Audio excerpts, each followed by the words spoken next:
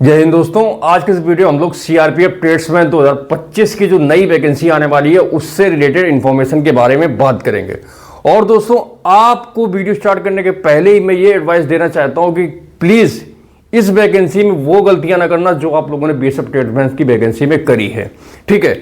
और मे भी हो सकता है ये वीडियो मैं बना रहा हूं तो कई लोगों को ये वीडियो पसंद ना आए, क्योंकि बहुत तरीके के लोग होते हैं जो हमारी ऑडियंस होती है। कुछ निगेटिव होते हैं, कुछ पॉजिटिव होते हैं, मगर जो लोग इस वैकेंसी के लिए सीरियस होंगे तो उनको वो सारी चीजें समझ में आ जाएंगी जो चीजें मैं इस वीडियो में आप लोगों को समझाने वाला हूं, ठीक है। इसलिए आप लोग इस वीडियो को ध्यान से देखें और जो चीजें मैं आपको बता रहा हूं उन चीजों पर गौर जरूर करें, नहीं तो आप लोग उसी तरीके से पछताएंगे जिस तरीके से आप लोग बीएसएफ ट्रेड्समैन की वैकेंसी में रिसेंटली परेशान हुए हैं, ठीक है।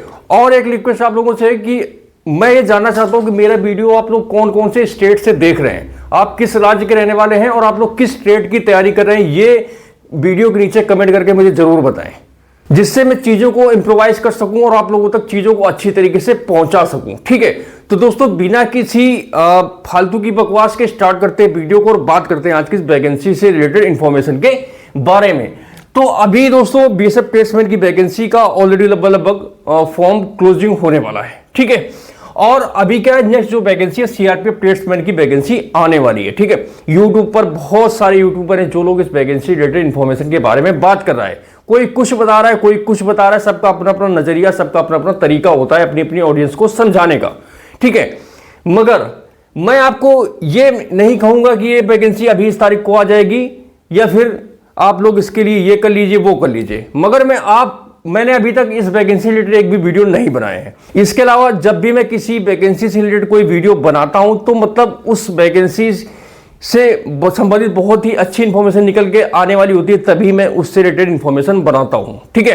तो अभी जो सीआरपीएफ में ट्रेड्समैन की पोस्ट है, इस बार काफी अधिक पदों के लिए वैकेंसी आएगी, ये भी मैं आपको क्लियर बता रहा हूं। कम से कम 10 से 12,000 नंबर ऑफ पोस्ट होंगी जिनके लिए वैकेंसी निकाली जाएगी। और इसमें जो ट्रेड्समैन की कैटेगरी है, जैसे कि बीएसएफ में कैटेगरी थी, कुक के लिए था, वेटर के लिए था, वाटर कैरियर के था, है ना।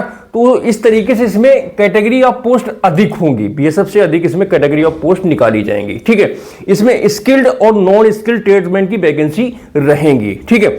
इसलिए ये वीडियो बनाने का मेरा मुख्य उद्देश्य सिर्फ इतना है कि समय रहते हुए आप लोग उन खामियों को पूरा कर लीजिए जिससे आपको इसमें पछताना ना पड़े, क्योंकि वैकेंसी वैसे भी 2-2, 3-3 साल में आती है। अगर आपसे एक चांस मिस हो गया तो फिर चीजें गड़बड़ हो जाती हैं, ठीक है। इसलिए आपको समय वेस्ट नहीं करना है, अभी समय है तो चीजों को या फिर उन खामियों को पूरा आप लोग आसानी से कर सकते हैं, ठीक है। तो मैं आपको बता दूं, जो कांस्टेबल ट्रेड्समैन की सीआरपीएफ में वैकेंसी आने वाली है, इसमें tailor, carpenter, brass band, bugler, gardener, painter, cook, water carrier, washerman, barber, सफाई वाला, या फिर इसके अलावा कई आईटीआई से रिलेटेड स्किल ट्रेड के लिए भी वैकेंसी निकाली जाएगी। नंबर ऑफ पोस्ट की बात करें तो 10 से 12,000 के बीच में ये वैकेंसी 100% आएगी। एक्सपेक्टेड डेट ये है कि ये vacancy with in a month 101% आ जाएगी। ये चीज आप लोग मेरा बिल्कुल याद रखना और इस वीडियो को आप लोग सेव रखना। अभी जितनी गाली देना है, जितना भी नेगेटिव कमेंट करना कर लीजिए, मुझे कोई फर्क नहीं पड़ता है। मैं ये वीडियो उन सभी पॉजिटिव कैंडिडेट्स के लिए बना रहा हूं जो लोग सच में तैयारी कर रहे हैं और एक वैकेंसी के लिए वेट कर रहे हैं, ठीक है। क्योंकि आप वैकेंसी कोई अच्छी डालो या बुरी डालो, उसमें तो कोई निगेटिव लोग तो आते हैं निगेटिव कमेंट करने, उनसे मुझे कोई फर्क नहीं पड़ता है। उनको जो सोचना है, जो समझना है वो समझे या सोचें, ठीक है। ये मेरा वीडियो सिर्फ और सिर्फ जनरल ऑडियंस के लिए जो सच में इसका इंतजार कर रहे हैं लंबे समय से, ठीक है। और उनको मेरी चीजें समझ में आ भी जाएंगी जो मैं उनको समझाना चाहता हूं, ठीक है। एलिजिबिलिटी इसमें एज का क्राइटेरिया 2 प्रकार से रहेगा। जो ड्राइवर के लिए एप्लीकेशन करेंगे उनकी एज 21 से 30 साल रहनी चाहिए, और अदर्स जो इसके अलावा पोस्ट रहेंगी बाकी tailor, carpenter, brassman, bugler, cook, waiter, water carrier, उनमें आपका जो इसका क्राइटेरिया रहेगा 18 से 26 साल, ये जनरल कैटेगरी के लिए रहेगा। रिलैक्सेशन इनको ओबीसी को प्लस 3 साल की दी जाएगी, एससी/एसटी को 5 साल की छूट इसमें दी जाएगी। तो इस प्रकार से इनका एज का क्राइटेरिया रहेगा। एजुकेशन की बात कर लेते हैं तो इसमें मिनिमम आपकी क्वालिफिकेशन 10th होनी चाहिए, प्लस आपका रिलेटेड ट्रेड से स्किल्स या फिर ट्रेड सर्टिफिकेट होना चाहिए। मतलब जैसे कि आप ब्रास बैंड में एप्लीकेशन करेंगे तो आपके पास ब्रास बैंड से रिलेटेड आपके पास कोई सर्टिफिकेट होना चाहिए कि आपने इस एकेडमी से, इस इंस्टीट्यूट से ब्रास बैंड का कोर्स किया है, ठीक है। कोक का जैसे आप अप्लाई करते हैं तो इसमें NSQF लेवल 1 का सर्टिफिकेट लगता है, तो आपके पास वो सर्टिफिकेट होना चाहिए। ध्यान रहे, BSF वैकेंसी में बहुत सारे बच्चों ने NSQF लेवल 1 सर्टिफिकेट बनवाने में इतनी ज्यादा जल्दबाजी करी है कि उनको अभी समझ में नहीं आएगा, मगर जब उनका सिलेक्शन हो जाएगा, जब उनका डॉक्यूमेंट वेरिफिकेशन होगा, देखना सारे बंदे पछताओगे आप। ठीक है, क्योंकि मैंने बहुत सारे बच्चों को देखा है कि वो, क्योंकि उनके पास समय तो था नहीं, ठीक है, लास्ट मूवमेंट में आपने सर्टिफिकेट के लिए मतलब कहीं ना कहीं से फोर्स करे, तो वो कैंडिडेट से कहीं ना कहीं से फोर्स तो वो करेगा। ठीक है, I am not promoting any institute, मैं किसी भी इंस्टीट्यूट को प्रमोट नहीं कर रहा हूं, ना ही मैं ये कोई ऐसा वीडियो बना रहा हूं कि आप यहां से कर लो वहां से कर लो। मैं सिर्फ आपको कमी बता रहा हूं जो आपने कमी करी है। तो आपने सर्टिफिकेट के लिए किसी को पैसे दे दिए कि भाई आप इतने पैसे ले लो, मेरा सर्टिफिकेट बनवा लो, उसने आपका सिर्फ KYC करवाया है और कई जगह तो एग्जाम नहीं करवाया, कई जगह एग्जाम करवा दिया, मगर ट्रेनिंग उन्होंने करवाई ही नहीं है, आपको बिना ट्रेनिंग और बिना एग्जाम का सर्टिफिकेट दे दिया है, या फिर उसने आपकी ट्रेनिंग नहीं कराई, एग्जाम केवल करा के सर्टिफिकेट दे दिया है। आप ध्यान रखना, जब आपका सिलेक्शन होगा और आपका वेरिफिकेशन आएगा तो मैं डेफिनेटली आपको श्योरिटी देता हूं कि आपको सर्टिफिकेट वेरीफाई नहीं होगा। अभी आप उसको चेक करोगे, आपका वो स्कैन में भी ओके करेगा, वेरीफाइड करेगा, और आपका डिजी लॉकर में भी आएगा, मगर जब आपका रियल में वेरिफिकेशन होगा तो आपका इंस्टीट्यूट जस्टिफाई नहीं कर पाएगा कि हाँ इस बंदे को हमने ट्रेनिंग कराया है, इस बंदे को एग्जाम कराया, उसके बाद सर्टिफिकेट दिया। इसलिए अभी अगर आप लोगों ने सर्टिफिकेट बनवा लिया तो देखो उनके लिए मैं कोई भी कमेंट नहीं करना चाहता हूं, ठीक है, मगर आप जब भी कहीं पे भी NSQF लेवल 1 सर्टिफिकेट का कोर्स करें, आप प्रॉपर अपना एडमिशन लीजिए, KYC करवाइए, उसके बाद इंस्टीट्यूट को बोलिए कि क्या आपके यहाँ ट्रेनिंग होती है, अगर ट्रेनिंग होती है तो ही आप लोग वहां पे एडमिशन लेना, और उसके बाद एग्जाम देना, उसके बाद ही सर्टिफिकेट लेना। एक प्रॉपर जो वे होता है, तरीका होता है सर्टिफिकेट को पाने का, आप उसी प्रकार से सर्टिफिकेट को पाएंगे तो लास्ट में आप लोग चीजें अच्छी तरीके से जस्टिफाई कर पाएंगे। नहीं तो बाद में आप लोग फंस जाएंगे, परेशान होंगे, फिर कोई फायदा नहीं, क्योंकि जिस चीज के लिए मेहनत कर रहे हैं अगर वही चीज लास्ट में ना मिले तो कोई फायदा ही नहीं है। ठीक है, इसलिए मैं किसी को कोई भी इंस्टीट्यूट रिकमेंड नहीं करूंगा। आप लोग अपने विवेक से, अपने दिमाग से सर्टिफिकेट खोजें, ठीक है, मतलब इंस्टीट्यूट खोजें कि कहां से आपको कोर्स करना है। उसके बाद प्रॉपर 3 चीजें ध्यान रखना, क्या आपकी KYC हुई, क्या आपकी ट्रेनिंग हुई, क्या आपका एग्जाम हुआ, उसके बाद ही आप लोग वहां से अपना कोर्स कर लेना। ठीक है, बस इतना मुझे बताना था, इस चीज को ध्यान रखना, बाकी इसके अलावा मैं किसी को कोई चीज रिकमेंड करने वाला नहीं हूं। ठीक है, क्योंकि यहां पे चीजें आके बाद में फंसेंगे, फिर बाद में आप परेशान होंगे। मैं नहीं चाहता किसी एक प्रतिभागी का या फिर किसी कैंडिडेट्स का लास्ट में उसका आगे सब चीजें रिजेक्ट हो या फिर बंदा परेशान हो, तो ये मैं बिल्कुल भी नहीं चाहता। ठीक है, इसलिए अभी आपके पास समय है, अभी आप लोग अपना कोर्स कर लीजिए, एडमिशन करवा लीजिए, सब अपने डॉक्यूमेंट्स रेडी कर लीजिए। इसके अलावा अभी दूसरा प्रॉब्लम आ रही है कास्ट सर्टिफिकेट में।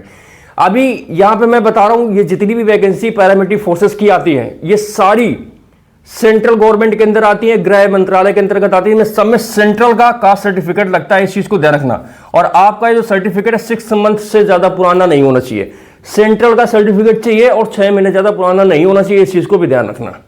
ठीक है, 2 चीजें बिल्कुल ध्यान रखना। एक, जो आप ट्रेड या स्किल्स रिलेटेड सर्टिफिकेट बनवाएं वो आप लोग वेरीफाइड इंस्टीट्यूट से बनवाएं, या कोर्स करें, मतलब बनवाएं नहीं, कोर्स करना होता है, उसके बाद ही आप लोग सर्टिफिकेट लें। उसके बाद आप ये जो आपका ये जाति प्रमाण पत्र है, ये सेंट्रल गवर्नमेंट का होना चाहिए। ठीक है, और ये 6 महीने से ज्यादा पुराना नहीं होना चाहिए। ठीक है, इन सभी चीजों को ध्यान में रखते हुए आप लोग अपने दस्तावेज बिल्कुल रेडी कर लीजिए, आपका डोमिसाइल रेडी कर लीजिए, आधार कार्ड तो होगा, एजुकेशन सर्टिफिकेट आपके पास, सबके पास होते हैं, फोटो बनवा लीजिए, स्किल और ट्रेड का सर्टिफिकेट जो मैंने आपको बता दिया, इतने डॉक्यूमेंट्स आपके पास बिल्कुल रेडी होने चाहिए इस वैकेंसी आने से पहले, जिसे बाद में आपको भगभग नहीं करना पड़े। ठीक है, क्योंकि लास्ट मिनट कई लोगों को तो सर्टिफिकेट ही नहीं मिल पाया, क्योंकि उनका KYC नहीं हुआ, सारे बैच फुल हो गए, है ना, इंस्टीट्यूट के पास कोई सीट ही नहीं थी, अनाप शनाप किसी ने कुछ लिख के दे दिया, है ना। तो ऐसा आपके साथ ना हो, इसलिए आप लोग प्री अवेयर रहें, चीजों को पहले से बना के रखें, रेडी करके रखें, तो आप लोगों के लिए बहुत ही बेहतर रहेगा, और लास्ट मोमेंट में आपको हौच पौच नहीं होगी, और फ्री होकर आप लोग कहीं पे भी एप्लीकेशन कर पाएंगे। ठीक है, तो एक बार मैं फिर से बोल रहा हूं, आप किस स्टेट से हैं और कौन सी ट्रेड के लिए आप लोग तैयारी कर रहे हैं, ये कमेंट इस वीडियो के नीचे जरूर करना। ठीक है, वीडियो को लाइक करना और हाइक करना, हाइक का बटन आप लोग जरूर प्रेस करना। ठीक है, अब आगे बात करते हैं, मोड ये ऑनलाइन माध्यम से ही फॉर्म आता है, इसमें फीस आपकी 100 रुपए होती है अगर आप जनरल, OBC और EWS कैटेगरी से आते हैं तो। इसके अलावा जो अदर पोस्ट है SC ST, इसमें आपका कोई भी फीस नहीं पड़ता है। मेल और फीमेल दोनों इस फॉर्म को एप्लीकेशन कर सकते हैं। ठीक है, इसमें सिलेक्शन प्रोसीजर की बात करें, इसमें आपका कंप्यूटर बेस्ड टेस्ट होता है, CBT होता है आपका।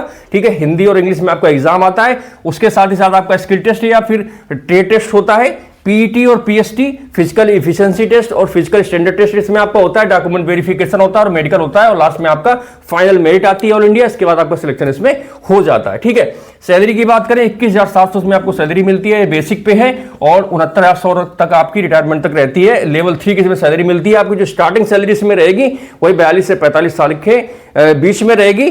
ठीक है, तो इसमें जो आपका इंक्लूडिंग ऑल अलाउंसेस लगा के आपको वही 42 से 45 हज़ार सैलरी इसमें आपको आराम से पहले मंथ से ही मिलने लगेगी। ठीक है, तो ये एक छोटी सी इंफॉर्मेशन थी सीआरपीएफ ट्रेड्समैन की आने वाली वैकेंसी से रिलेटेड। ठीक है, तो मैंने आपको बता दिया है। सबसे मेन जो इसमें फंडा है या फिर जो बातें फंसेंगी वो आके डॉक्यूमेंट्स में फंसती हैं, इसलिए आप लोग अपना डॉक्यूमेंट्स रेडी रखें और इंश्योर करें कि जो भी डॉक्यूमेंट्स हो बिल्कुल रियल हो, बाद में जिससे आपको प्रॉब्लम ना हो। ठीक है, तो मैंने आपको सारी चीजें क्लियर कर दिया, देख लीजिए, चीजों को समझ लीजिए और अकॉर्डिंग टू पोस्ट आप लोग अपनी तैयारी में अभी से जुट जाइए, क्योंकि समय बहुत कम है, कंपटीशन बहुत ज्यादा है और पोस्ट भी सीमित रहेंगी। ठीक है, तो इसमें आपको वैकेंसी इस बार लेना है 2025 में, और ये वैकेंसी आप लोगों के सामने बहुत ही जल्द विद इन अ मंथ आ जाएगी, ये बिल्कुल श्योर है। ठीक है, इसलिए टाइम वेस्ट ना करें और अपना तैयारी करें। बाकी अगर आपको जानकारी अच्छी लगी तो इस वीडियो को लाइक करें और चैनल को जरूर सब्सक्राइब कर लें, जिससे आपको समय समय पर हर एक इंफॉर्मेशन आपको मिलती रहे और आप लोग बेफिक्र होकर अपना किसी भी वैकेंसी में एप्लीकेशन कर सकें। ठीक है, इसके अलावा अगर आप हमारा चैनल सब्सक्राइब करते हैं तो आपको जो अदर वैकेंसी हैं उसके बारे में आपको सटीक इन्फॉर्मेशन मिलती रहेगी, जिससे आप लोग अपना आराम से एप्लीकेशन कर सकते हैं। बाकी देख लो, इतनी मेहनत आप लोगों के लिए कर रहा हूं तो आप छोटा सा बटन दबा के हाइक जरूर कर देना। ठीक है, इससे करोगे तो मेरा भी मनोबल बनेगा और आप लोगों के लिए मैं ऐसे काम करने के लिए बाध्य हूं, इसलिए आप लोग मेरा सपोर्ट करें, मैं आप लोगों के लिए ऐसे ही खड़ा रहूंगा। तो आज की वीडियो को यहीं खत्म करता हूं, बाकी आप लोगों से मैं जल्दी मिलूंगा एक नए वीडियो में नई इन्फॉर्मेशन के साथ। तब तक के लिए जय हिंद, वंदे मातरम।